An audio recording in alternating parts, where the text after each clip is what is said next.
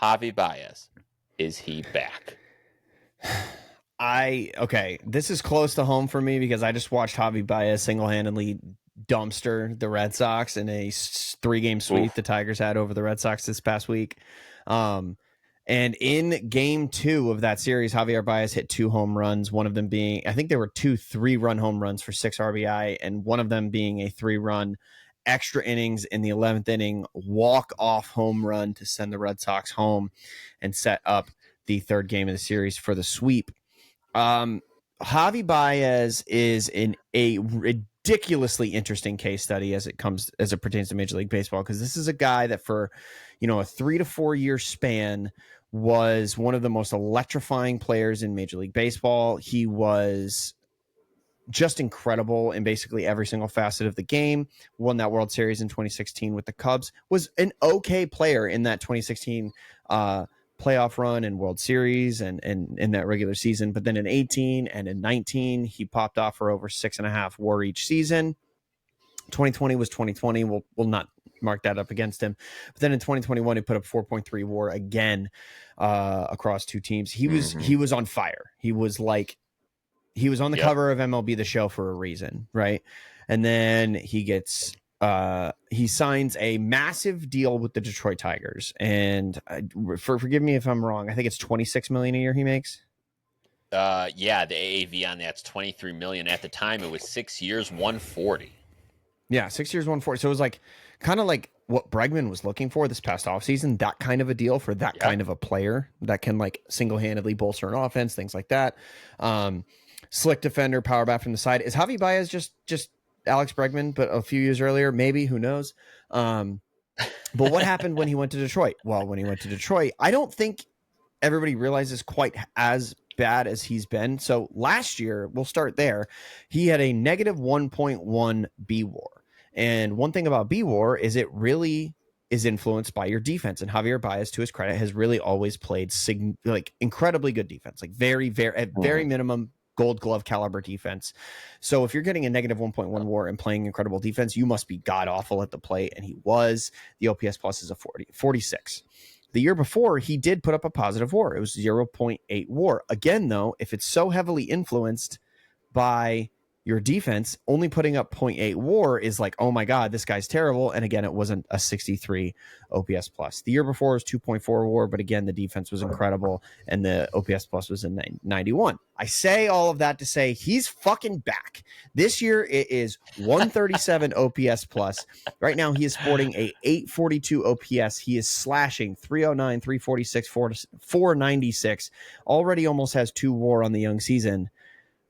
He and you know what's funny? He changed defensive positions. He started playing a lot of center field and some third base for these Detroit Tigers. And, we talk about change of scenery as it pertains to going to a different team. This is a change of scenery in the sense of, okay, I'm now playing a new position and my team's competitive. Javi Baez is taking that and running with it. And he's an incredibly good ball player this year. He sure is. There was a lot of question. I know I had the question when they acquired him back and they signed him to that deal in 2022.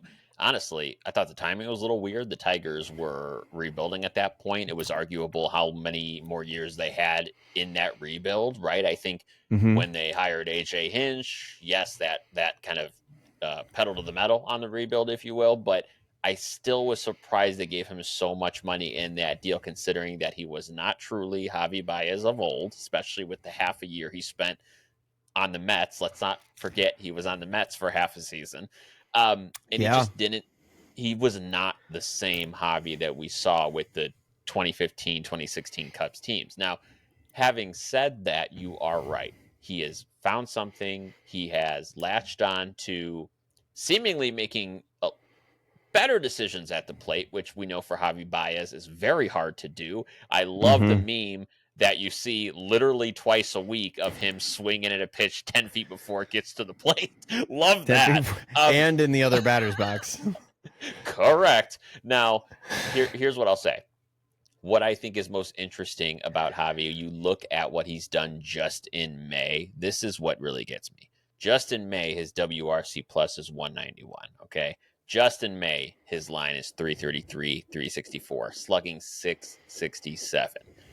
We know how baseball works. Do I tend to think these things will last for a full, 4 or 5 months? Of course not. Having said that, these are the type of things we know, Parker, when you have a few players on a team like the Tigers have right now.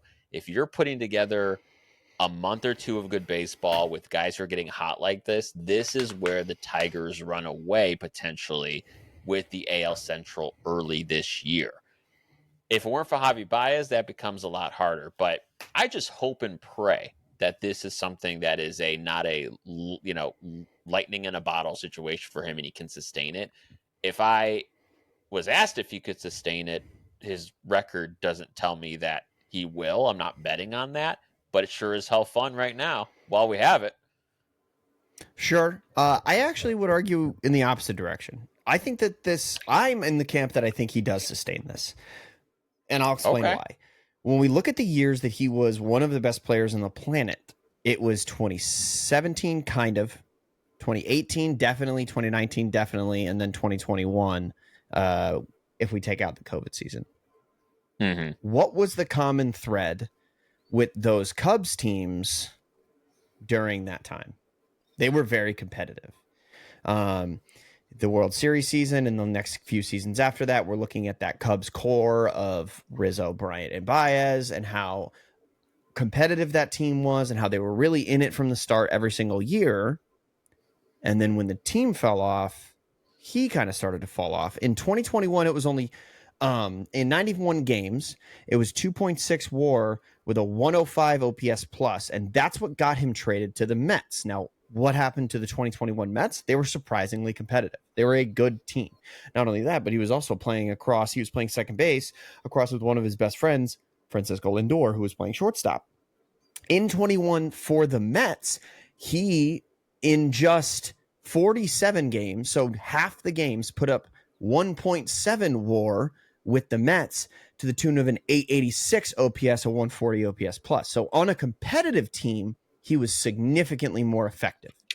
Then he signs the deal with the Tigers in the following offseason. And the Tigers are bad. The young core is severely underdeveloped. A bunch of these guys are still in the minors. There's really no supporting cast around him, and the Tigers are not really competitive. And you can see the motivation leave the man's body. Like 2.4 WAR, 0.8 WAR, negative 1.1 WAR. And what happened last year with the Tigers?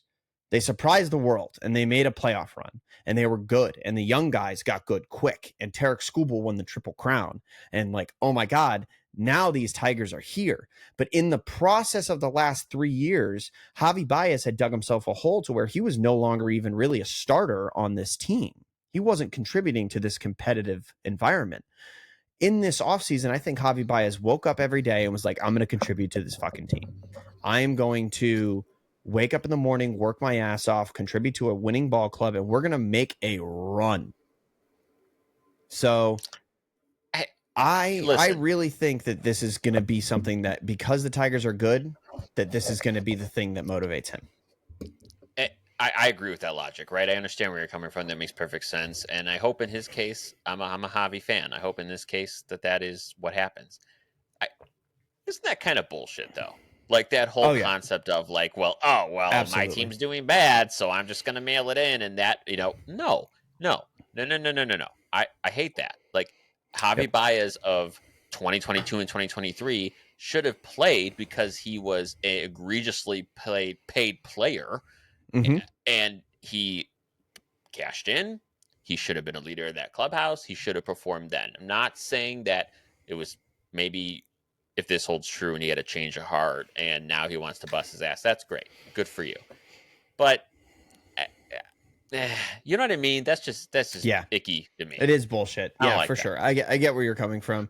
AJ Hinch, after the Javi Baez walk-off, was interviewed by the media, and he said, I wish you guys could see how much this means to him. I wish you guys could see the turnaround he's gone through mentally and not talent-wise, but like the work he's put in.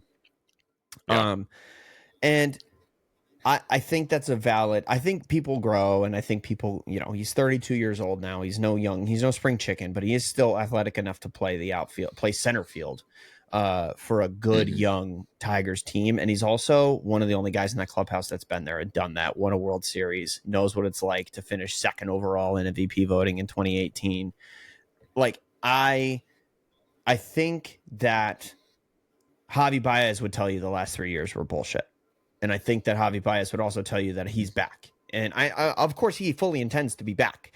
Like maybe he never sees another fastball again, and he just turns into a 64 OPS plus hitter for the rest of his career. Maybe that's the case. But for right now, with the renewed plate discipline kind of that we're seeing, and just the feeling that he's contributing to a winning effort, that can do wonders for a guy who's already made his money. Because at the end of the day, once you make your money in baseball, the only thing left to compete for is a World Series. And he may have felt that he was so far away the last 2 or 3 years that he was not going Mhm. to win that World Series. And now here we are, a young Tigers team that is definitively the best team in the American League right now, in what is honestly a pretty competitive AL Central. I think this is the perfect environment for Javi Baez to revive his career and live up to that contract.